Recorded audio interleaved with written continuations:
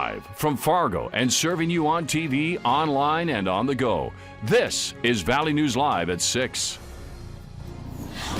We begin tonight with breaking news out of West Fargo, where search and rescue crews remain at the scene, checking out an area by Cheyenne River looking for a woman. Avoid the area along 13th Avenue and Cheyenne Street to 9th Street West because the roads in that area are closed. Let's go live to Valley News Team's Katie Opperly, who's on the scene. Katie, what do you have?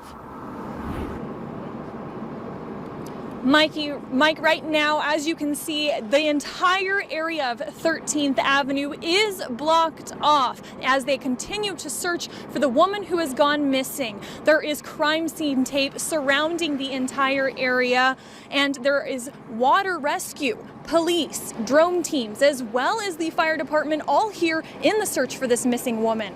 The West Fargo fire chief tells us that they are searching for a woman believed to be in the Cheyenne River. He tells us the call came in around 4:20 this afternoon, and at this point they have exhausted all resources in looking on the land, and they are sending water rescue teams into the water. They say at this time their biggest challenge is that there is a current in the Cheyenne River, making their job very difficult. Also the fact that it has gotten dark. They are asking all people to stay away from this area as they continue their search, and we will continue to bring you updates as the search continues. But for now, reporting live in West Fargo, Katie Opperly, Valley News Live. All right, thanks, Katie, for that live report. We'll post any updates that we get on our website at valleynewslive.com. They say all good things usually come to an end, right? And we might have reached the last of our 40-degree weather for a while. Let's find out what's expected for this evening. Hutch? We are still holding on to 40s in a few locations out west, in particular, as a mild day comes to a close. Now, the radar and satellite shows we have some changes on the way taking place near the international border. So from southern parts of Manitoba right into Saskatchewan, mixed areas of rain and snow where things are a little colder. Radar showing a little bit of activity not far from Rock Lake, North Dakota, and also the Karlstad area in northwest Minnesota. For Fargo, we'll stay quiet this evening. Temperatures in the 30s for most. We'll see increasing clouds as well.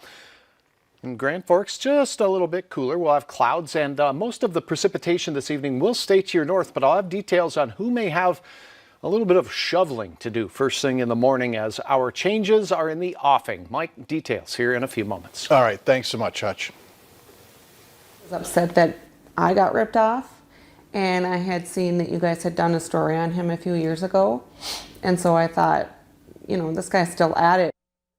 A Breckenridge, Minnesota woman is out hundreds of dollars after hiring who she thought was a contractor in the FM area.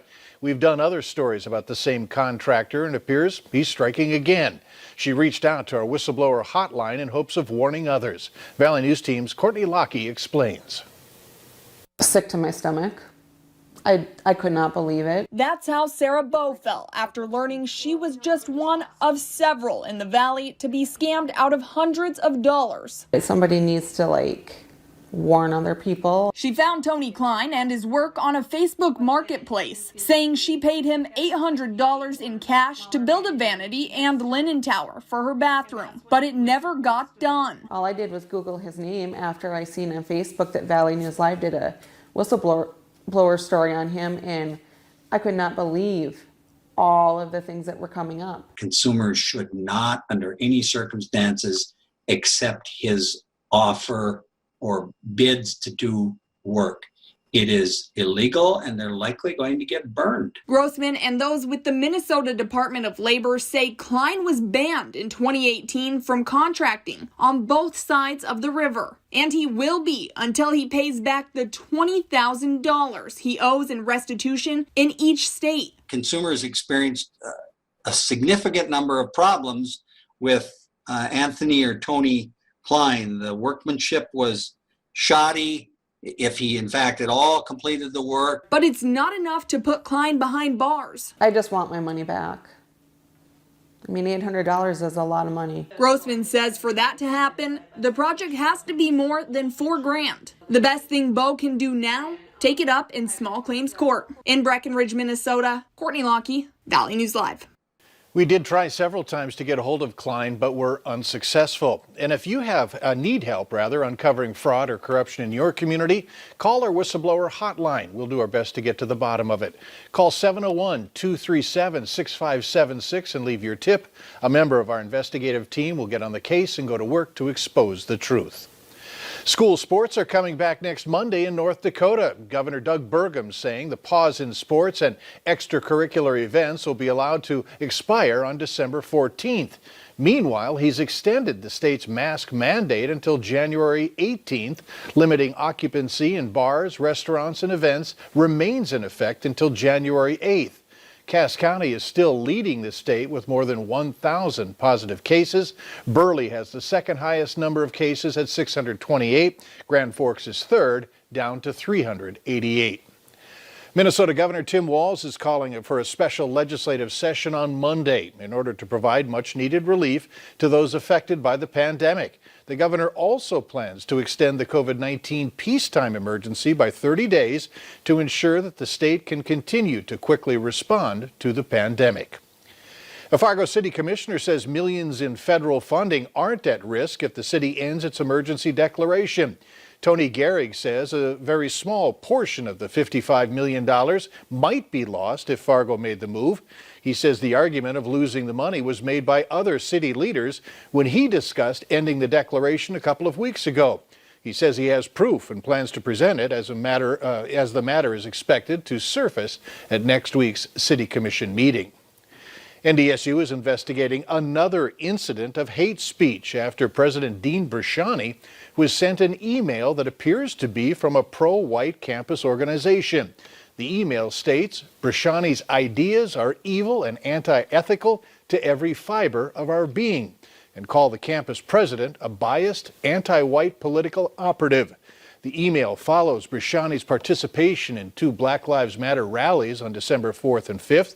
The email ends with the group saying it will continue to recruit sympathetic European American students to resist, quote, his anti-white policies.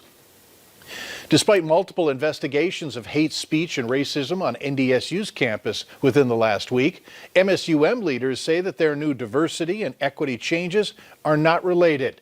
In an email to students this week, campus officials say a new bias incident response team has been assembled as the sole place students and staff will report incidents of hate speech or racism.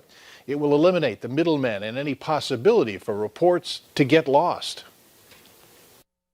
We completely understand that we have work to do, and that whether it's happening on our campus or happening in the community or happening on another campus, it affects our campus.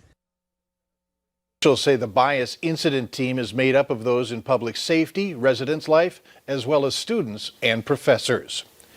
One man's in jail after a chase in a stolen car through Clay County. It happened this afternoon.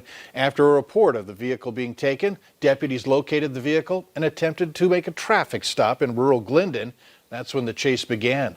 Authorities say speeds were between 80 and 90 miles per hour before stop sticks were deployed. 35-year-old Jason Jensen faces several charges. 2 people are in jail tonight following a couple of drug busts in Jamestown. Miles and Joni Shearer were arrested on multiple charges.